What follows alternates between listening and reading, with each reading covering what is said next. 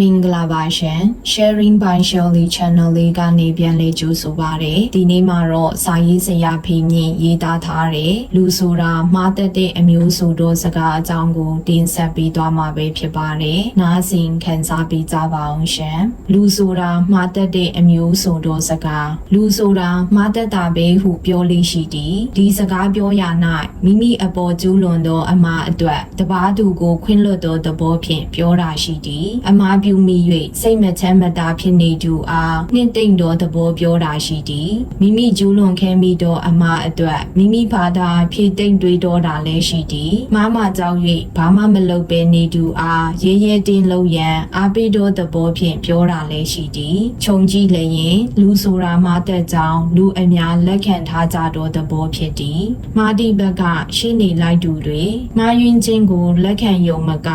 မှားမှပဲဆိုဒီဘက်ကရှင်းနေလိုက်ပြောဆိုတာမျိုးပင်ရှိသည်ဥပမာမမာတော်ရှိနေမတေတော်စီဓမ္မတဲ့လူတိများတော်ဆိုရိုးစကားဖြစ်သည်အလျှောက်အလဲမမာဘူးတော်ရှိနေလူနာမတေဘူးတော်စေဓမ္မဟု၍မရှိဟုပြောလိုက်တာဖြစ်သည်အလုံးလုံးတဲ့လူဟာမှားမှာပဲမမာတဲ့လူဆိုတာတင်းချိုင်းကုန်းမှာပဲရှိတယ်စသဖြင့်လဲပြောတတ်ကြသည်လူတစ်ယောက်ကတော့ဒီစကားကိုရိုးရိုးမပြောခန်းခန်းနာနာကြီးကြီးကျယ်ကျယ်ပြောသည်တေးပြီးတဲ့လူတွေဒါဘာအမှားမှမလုပ်တော့တာပြီးခဲ့တဲ့အပတ်ကကျွန်တော်လူတစ်ယောက်တွေ့ခဲ့တယ်နှစ်4000လုံးအမှားတစုံတရာမလုပ်ခဲ့တဲ့လူဗြိတိရှပြတိုက်ကအီဂျစ်ပြခန်းမှာရှိတယ်မမ်မီရုပ်အလောင်းတစ်ခုပဲဟူ၍ပြောသူအမည်က HL ဝေလင်းဖြစ်သည်ကိုမားလျင်မှားမှန်တီးဖို့လို့မှားတတ်တာတော့ဟုတ်ပြီတို့တော့ကိုမားလျင်မှားမှန်တီးဖို့တော့လိုသည်မှားမှန်မတီးလျင်ကိုလုံးတမျှအမှန်ထင်ကဆက်လုံဆက်မှာဖြစ်နေလိမ့်မည်မှားမှန်တီးဖို့တတိလိုသည်ညံလိုသည်မိမိအလုပ်ကိုပြန်လဲဆင်ခြင်သုံးသက်တတ်သည့်အလေးအထားလိုသည်ဒီအပြင်ဒုတပါအထင်အမြင်ကိုဂရုပြုတတ်လက်ခံစဉ်းစားတတ်ဖို့လည်းလိုသည်တချို့ကကိုဘာသာကိုလည်းမသိဒုတပါထောက်ပြပြောဆိုလျင်လည်းမခံခြင်းစမ်းကျင်သုံးပြန်ခြင်းသည်အဲ့ဒီလူတွေကတော့မှန်လာဖို့ခက်သည်နောက်တစ်ချက်ကမှားမှန်တီးလျင်ဝန်ခံဖို့ဖြစ်သည်ဒုတပါနှင့်ဆက်ဆက်ပတ်သက်နေတော့အမှားမျိုးဖြစ်ကမိမိမားသည်ကိုမိမိဘာသာဝန်ခံတက်ဆိုင်သူအားလည်းမိမိမားကြောင့်ပြောလိုအပ်လျင်တောင်းပန်အဲ့ဒါဒီအမားကိုတစိမ့်တစ်ပိုင်းပြင်ဆင်ခြင်းဖြစ်သည်တချို့အမားသည်ပြည့်ပြည့်စုံစုံပြန်ပြင်၍ရတာမျိုးရှိသည်အဲ့ဒါဆိုလျင်ပြင်ဖို့အားထုတ်ရမည်တချို့အမားကပြီးသွားပြီဆိုလျင်ပြန်ပြင်၍မရတော့အဲ့ဒါမျိုးဆိုလျင်လိုအပ်၍ဝင်ချတောင်းပန်တာတွေပြီးလျင်၎င်းအမားကတင်ကန်းစာယူနောက်တစ်ကြိမ်ဒီအတိုင်းထပ်မမအောင်ကယူဆိုင်အဲ့ဒီတင်ကန်းစာကြောင့်နောင်တွင်ကြီးကြီးမားမားမှားမိမိအရာမျိုးကိုရှောင်ရှားနိုင်လျင်မာယွင်မှုမှအကျိုးအမြတ်တစုံတရာရခြင်းဖြစ်သည်စေတနာနဲ့မှားတာမာယွင်မှုအတွက်စင်ချင်ပေးရာ၌သုံးသည့်စကားတစ်လုံးရှိသည်စေတနာနဲ့မှားတာပါဟုသောစကားကျွန်တော်တကယ်စေတနာနဲ့လုပ်တာပါထိခိုက်နေနာစီခြင်းနဲ့ဆန္ဒမရှိပါဘူးစေတနာကဝေဒနာဖြစ်သွားရတာပါဟု၍ပြောလေးရှိသည်ဒါကတောင်းပန်တလူလူနဲ့စင်ချေကန်သောသဘောမိမိအပြစ်ကိုငင်းပယ်ခြင်းသောသဘောဖြစ်သည်အမားကိုဝေမခံတဲ့၍မှန်အောင်ပြင်ဖြစ်မည်မဟုတ်စေတနာအမားဆိုတာနဲ့ပတ်သက်၍နိုင်ငံရေးနယ်ပယ်တွင်ထင်ရှားသောစကားတစ်ခုရှိသည်ငရဲပြည်သို့သွားရလမ်းကိုစိတ်ကောင်းစေတနာများနဲ့ခင်းကျင်းပေးထားပါတယ်ဟုသောစကား Iris ပြဆက်ရေးစရာနိုင်ငံရေးအတွေ့အခေါ်သမား George Barnett Shaw ပြောတာဖြစ်သည်နိုင်ငံရေးအာဏာရရှိထားသူတို့ချမှတ်သည့်မူဝါဒအမှားလမ်းစဉ်အမှားများကြောင့်အများပြည်သူတို့ဆင်းရဲဒုက္ခရောက်ကြရသည်ကိုဝေဖန်ထားခြင်းဖြစ်သည်ဒီတွင်အရေးကြီးသည်ကစေတနာကအဓိကမဟုတ်သူလုံးသည့်အလုပ်ကအဓိက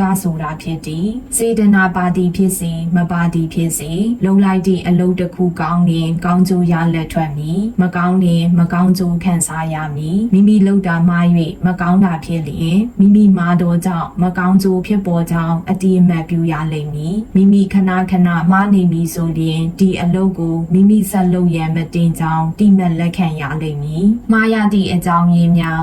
စေတနာနှင့်ဆိုင်သည်ဖြစ်စေမဆိုင်ပဲဖြစ်စေလူတို့မှာရင်ကြားရ၌အရင်ခံအကြောင်းတွေရှိသည်တခုကစိတ်တဲ့နှင့်ဆိုင်သည်စိတ်တဲ့ဆိုရ၌အကျင့်စာရိတ္တကောင်းခြင်းမကောင်းခြင်းစိတ်တူခြင်းစိတ်ရှိခြင်းတင်းမာခြင်းလိုက်ရောတပိုးလွယ်ခြင်းကိစ္စရက်များအပေါ်အလေးအနက်ထားတတ်ခြင်းပေါ်ပေါ်တန်တန်လုပ်တတ်ခြင်းအစိုးမြင်တတ်ခြင်းအကောင်းမြင်တတ်ခြင်းစသည်တို့အကျုံးဝင်သည်နောက်တစ်ခုကလေးလာတင်ကြားမှတ်သားမှုနှင့်ဆိုင်သည်မိမိလေးလာမှတ်သားထားတာတွေလွဲမနေခဲ့လျင်တလွဲတွေလုံးမိနိုင်သည်ပြည့်ပြည့်စုံစုံမလေးလာမသိရှိပဲမိမိတီးပြီးတက်ပြီးထင်ပြီးလုံးမိလျင်လည်းလွဲမသွားနိုင်သည်တတိယကအတွေးအခေါ်အယူအဆနှင့်ဆိုင်သည်ဒါကပူကြီးကျယ်သည်ဟုဆိုခြင်းသည်အတွေးအခေါ်အယူအဆအမှားတွေကင်ဆွဲကလူအများကြားအယူမှားအတွေးမှားတွေဖြန့်ချီမည်ထို့အယူမှားအတွေးမှားတွေဖြင့်စီယုံလှုပ်ရှားဆောင်ရွက်မည်ဆိုလျှင်တောက်လျှောက်အမှားတွေကျူးလွန်မိပြီးမိမိရောပတ်ဝန်းကျင်ပါထိခိုက်လိမ့်မည်ဘလို့ပြင်မလဲအထက်ကအကြောင်းရင်းတွေကြောင့်ဖြစ်သည့်အမှားများနောက်ဆက်မဖြစ်ပေါ်အောင်မိတို့ပြုပြင်မည်လေဒါကလွယ်တော့တိတ်မလွယ်တချို့အပိုင်းကနည်းနည်းခက်သည်တချို့အပိုင်းကတော်တော်မလွယ်လေးလာမှတ်သားထားတာမှားယွင်း၍လုံမှာကင်မှာဖြစ်သည့်ကိစ္စမှာမိမိအမှားကိုတည်မြင်ဖို့လွယ်သည်တည်လျင်အမှတ်မှားတွေဖဲကအမှန်ပြင်၍မှတ်သားခြင်းဖြင့်နောက်ထပ်မမှားအောင်ကာကွယ်နိုင်မည်မိမိကောင်းစွာမတက်ကြွပဲလုံမိသည့်ကိစ္စမျိုးတွင်လည်းတစ်ချိန်နဲ့ချိန်ကြုံလျင်ကိုအားနည်းချက်ကိုမြင်ကတကယ်တက်တိတူကိုဆက်ရတင်ရအနံ့ရမည်ဖြစ်ကြောင်းတဘောပေါက်နိုင်သည်စိတ်နေစိတ်ထားကြောင့်မားသည့်ကိစ္စကိုပြင်ဖို့နည်းနည်းပိုခက်သည်မိမိစိတ်မိမိလုပ်ရက်ကိုတတိထားဆောင်ကြည့်သည့်အလေးအထားရှိမှသာမိမိစိတ်တို့တက်တာအစိုးမြင်စိတ်ဒုမဟုတ်အကောင်းမြင်စိတ်ကဲတာပေါ်တိပေါ်စလှုပ်တက်တာစတာတွေတည်မြင်ကတတိထားပြုပြင်နိုင်မည်အတွေးအမြင်အယူအဆကပိုပြင်ရခက်သည်လူအတော်များများပင်မိမိမှန်တည်ထင်သာသောအယူအဆတစ်ခုကိုအစွဲကြီးကြီးနှင့်မှတ်ထားတတ်သည်ဒီအားနည်းချက်ကိုပြုပြင်နိုင်ရန်အတွက်မိမိနှင့်မတူသောအတွေးအမြင်အယူအဆများကိုလည်းနားယောင်ကြည့်စဉ်းစားသုံးသပ်ကြည့်တတ်သည့်အလေးအထားရှိလာဖို့လိုသည်မိမိအယူအဆအပေါ်မတူသည့်ဘက်ကဝေဖန်ထောက်ပြသည်များကိုလည်းခေါင်းရှင်းရှင်းနှင့်လက်ခံစဉ်းစားကြည့်တတ်ဖို့လိုသည်ဒို့မှသာပူ၍မှန်ကန်စရာရှိသည့်အယူအဆမျိုးကိုပြောင်းလဲလက်ခံနိုင်စွမ်းရှိလာမည်ဖြစ်သည်လူတွေသည်အစွဲကြီးတတ်တာမှန်တော့လဲဘယ်တော့မှမပြောင်းလဲနိုင်တော့သဘောကမဟုတ်အမှန်ကိုတီးလို့မြင်လို့စိတ်မိမိကိုယ်ကိုပူ၍အရေးအတွေးပြေဝအောင်တိဆောက်လို့စိတ်ရှိမည်ဆိုကလူသည်မိမိအတွေးအမြင်နှင့်လုံရများကိုပြန်လဲသုံးသပ်နိုင်စွမ်းရှိလာပေမည်အတွေးမှအယူမှကြောင့်ဘယ်အရာတွေမိမိမှားခဲ့သည်ကိုတည်မြင်ကအတွေးအယူရောအလို့အကိုင်းပါအမှားနေ၍အမှန်ကဲအောင်ပြုပြင်လာနိုင်မည်ဖြစ်သည်နားဆင်ပေးခဲ့ကြသောစာပေချစ်သူများအားလုံးတာယာပျော်ရွှင်ချမ်းမြေ့ကြပါစေရှင်